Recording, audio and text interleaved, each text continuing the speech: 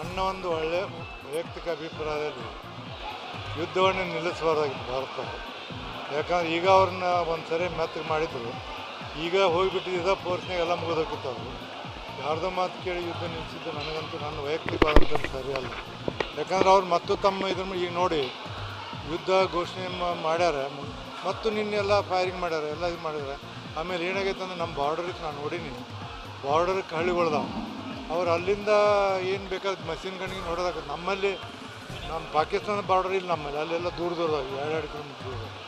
ಒಟ್ಟಾರೆ ಏನಂದ್ರೆ ಪಾಕಿಸ್ತಾನವನ್ನು ಎಲ್ಲಿವರೆಗೆ ನೀವು ಸಡ್ಲು ಬಿಡ್ತೀರಿ, ಇನ್ನೊಬ್ಬರ ಮಾತು ಕೇಳಿ ಎಲ್ಲಿವರೆಗೆ ನೀವು ಅವ್ರಿಗೆ ಕಪ್ಪು ಹಾಕ್ತೀರಿ, ಅಲ್ಲಿವರೆಗೆ ಅವ್ರು ಯಾವಾಗ ಸಾಯೋ ಮತ್ತು ನಮ್ಮ ವೈರಿಗಳ ಮತ್ತು ಅವ್ರು ಎಂದೂ ನಮ್ಗೆ ಒಳ್ಳೇದು ಮಾಡೋದು ಸಾಧ್ಯ ಇಲ್ಲ.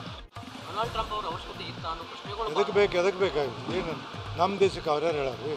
ಅವ್ರ ಅವಶ್ಯಕತೆ ನಮಗಿಲ್ಲ. ಈಗ ನಾವು ಅಮೇರಿಕಾದಾಗ ಏನೇನು ಕೇಳ್ತಾನೆ ಟ್ರಂಪ್, ಇದು ಯಾಕೋ ಮೋದಿಯವರು ಎಲ್ಲದರಲ್ಲಿ ಅತ್ಯಂತ ಕಟುವಾದ ನಿರ್ಣಯವನ್ನು ತೊಗೊಂಡಿದ್ರು, ಗಟ್ಟಿಯಾದ ನಿರ್ಣಯ ತಗೊಂಡು ದೇಶಕ್ಕೊಂದು ಮಾದರಿಯಾದಂಥ ಕೆಲಸ ಮಾಡಿದ್ರು. ಬಟ್ ಈ ವಿಷಯದಲ್ಲಿ ಯಾಕೋ ಅವರು ಮಾತು ಕೇಳಬಾರ್ದಾಗಿತ್ತು ಅಂತ ನನ್ನ ಅನಿಸಿಕೆ. ಭಯೋತ್ಪಾದನೆ ಕೇವಲ ಭಾರತಕ್ಕೆ ಮಾತ್ರ ಪಡುಗಲ್ಲ, ಇಡೀ ವಿಶ್ವಕ್ಕೆ ಪಡುಗ. ಇಂಥ ಒಂದು ಒಳ್ಳೆಯ ಸಂದರ್ಭ ಸಿಕ್ಕಿತ್ತು. ಈಗ ನಾನು ಹೇಳ್ತೀನಿ ನಿಮಗೆ, ಇಂಥ ಸಂದರ್ಭ ಎಲ್ಲ ದೇಶಗಳು, ರಷ್ಯಾ ಇರ್ಬೋದು, ಅಮೇರಿಕ ಇರ್ಬೋದು, ಜಪಾನ್ ಇರ್ಬೋದು, ಎಲ್ಲ ದೇಶಗಳೊಂದು ಶೃಂಗ ಸಭೆ ಮಾಡಿ ಎಲ್ಲೆಲ್ಲಿ ಅವ್ರನ್ನೆಲ್ಲ ಭಯೋತ್ಪಾದನೆ ಸ್ವಚ್ಛಂಗೆ ಒಂದು ನಾಶ ಮಾಡುವಂಥ ಕೆಲಸ ಮಾಡಿದ್ರೆ ದೇಶಕ್ಕೆ ಒಳ್ಳೆಯದು. ಇದೇ ಥರ ಬಿಟ್ಟರೆ ಇನ್ನು ದೇಶ ಯಾವ ದೇಶನೂ ಒಳ್ಳೇದು ಇರೋಕ್ಕೆ ಸಾಧ್ಯ ಇಲ್ಲ. ಅಲ್ಲಲ್ಲ, ಮಣ್ಣಿ ನಿಮ್ಗೆ ಹೇಳ್ತೀನಿ, ನಮ್ಮ ಮಗಳನ್ನು ಹೋಗಿದ್ದು ಆ ಜಾಗದಾಗ ಏನು ಕೂತ್ಕೊಂಡಾರ ಅವರು, ಸೋಮವಾರ ಮಂಗಳ ಕೂತ್ಕೊಂಡಿದ್ರು.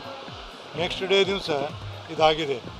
ಅದು ಅಲ್ಲಿ ಹೇಳಿದಕ್ಕೆ ವಾತಾವರಣ ನಮ್ಮ ಮಗಳು ಹೇಳಿದ್ದು, ಒಂದು ಟಿ ವಿ ಒಳಗೆ ಅವನ್ನ ಹೋದಾಗ ಅವ್ನು ನೋಡಿದ್ಲಂತ, ಕುದುರೆ ಮೇಲೆ ಕೆತ್ಕೊಂಡು ಹೋಗುವಾಗ ಅವ್ನು ಬರ್ತಿದಂತ ಹಾಕ್ಕೊಂಡು. ಹಿಂಗದು ಅವ್ರು ಯಾವಾಗಾದರೂ, ಮತ್ತು ಅದಕ್ಕೆ ಕೇವಲ ಇವರು ಉಗ್ರದಷ್ಟಲ್ಲ, ಅಲ್ಲಿ ಪಾಕಿಸ್ತಾನ ಸರ್ಕಾರ ಸಂಪೂರ್ಣ ಬೆಂಬಲ ಇದೆ. ಅವರೆಲ್ಲ ಪ್ಲ್ಯಾನ್ ಮಾಡೋದ್ರಿಂದ ಅದಕ್ಕೆ ನಮ್ಮ ಸರ್ಕಾರ ಒಳ್ಳೆಯ ಕೆಲಸ ಮಾಡಿತ್ತು. ಇದನ್ನು ಈಗ ಇನ್ನಷ್ಟು ಮುಂದುವರಿಸ್ಬೇಕು ಮತ್ತು ಯಾವುದೇ ರೀತಿಯಿಂದ ಅವ್ರಿಗೂ ವ್ಯವಹಾರಗಳನ್ನ ಇಟ್ಕೋಬೇಕು.